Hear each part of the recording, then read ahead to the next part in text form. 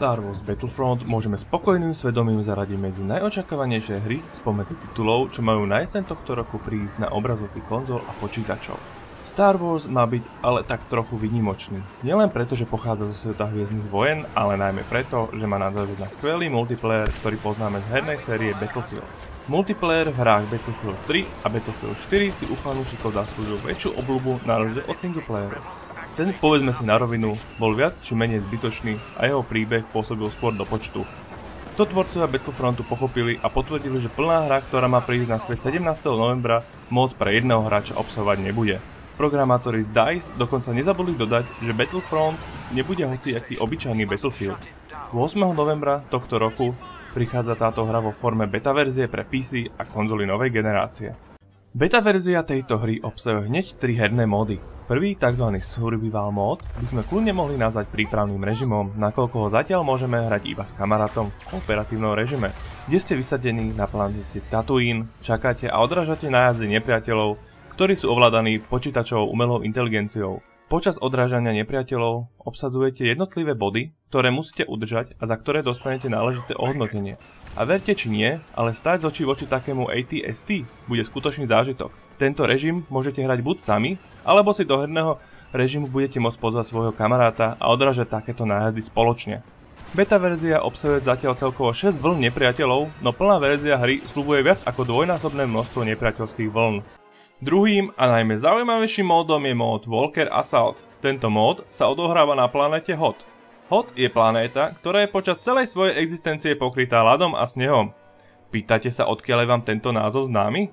Planetu Hoth môžeme poznať z 5. filmovej epizódy, kde majú rebeli svoju základňu. V tomto móde sa striedajú postavíte na dve strany, buď to na stranu rebelov, ktorí majú za úlohu svoju základňu ochrániť pred nájazdom AT-AT, alebo na stranu Impéria, ktoré má za úlohu dopraviť AT-AT cez celú základňu a zničiť ju. Tieto obrovské vraždiace stroje budú v momente, ak ste rebel, vašim problémom číslo 1. Pokiaľ sa dostanú až na koniec základne, jednoducho ste prehrali. Samozrejme, proti takýmto strojom sa hodí mať nadúpanú vojenskú výzbroj. Pred hrou si navolíte 3 karty, ktoré vám do hry pridajú počas zápasu rôzne schopnosti. Taktiež si zvyšujete úroveň aj pre svoju postavu a postupujete po úrovniach vyššie. Maximálny level v beta verzii je 5 a dosiahnutie takéhoto levelu nezaberie veľa času. Každým levelom si budete môcť odomknúť iný zbraňový arzenál, ktorý bude mať odlišné vlastnosti od tých základných zbraní. Budete môcť házať granát, použiť sniper pušku, jetpack alebo si na chvíľku vylepšiť svoje základné zbrane. Ovládanie týchto vylepšení je však tak trochu nemotorné, keďže sa ovládajú pomocou kláves 1, 2, 3 a 4. Možno by pôsobilo trochu lepšie, keby sa granát hádzal napríklad tlačidlom Q. Pokiaľ vás boji zasiahnu a klesne vám život, máte šancu sa skryť a život sa vám po chvíľke doplní. A čo so strojmi AT-AT? Tie musíte počas boja oslabiť a ako náhle sú oslabené, budete môcť na AT-AT zaútočiť. Počas hry sa vám po mape náhodne objavujú rôzne buffy, ktoré vám pridajú poslednú špeciálnu schopnosť. Buď to dostanete k dispozícii silný granát, ktorý na veľkej ploche spraví poriadny výbuch, alebo sa budete môcť teleportovať do stíhačky ako napríklad X-Wing, I-Wing či imperiálny TIE Fighter. Osobne sa mi viacej páči buff, vďaka ktorému sa dostanete priamo do dvojnohého AT-ST stroja, či priamo do AT-AT, kde sa môžete zdržať síce len určitú dobu, no pokiaľ budete mať šťastie, na svoje konto si pripíšete viac zásahov naraz, keďže rana z tohto stroja je smrteľná a zasiahne skutočne obrovskú plochu. No najvzácnejším buffom v hre je možnosť dostať sa priamo do kože veľkolepého Luka Skywalkera alebo Dartha Vadera, podľa toho, na ktorej strane konfliktu stojíte.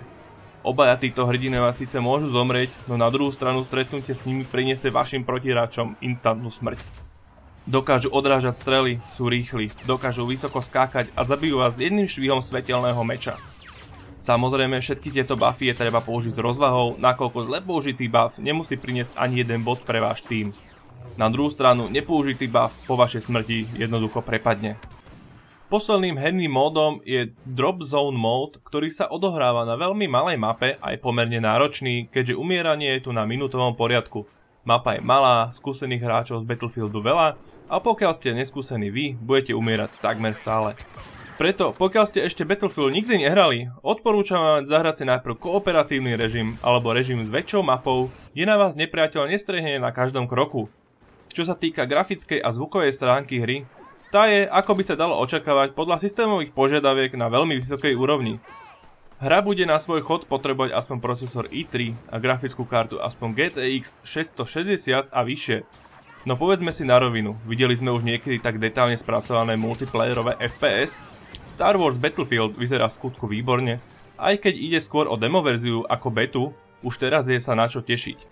Pokiaľ teda bážite po svete Star Wars a FPS hry sú vašou srdcovkou, netreba na nič čakať a rovno sa vrhnúť do tejto veľmi podarenej beta verzie. Pevne verím, že plná hra prinesie ešte lepšie herné zážitky ako teraz. A je sa skutočne na čo tešiť.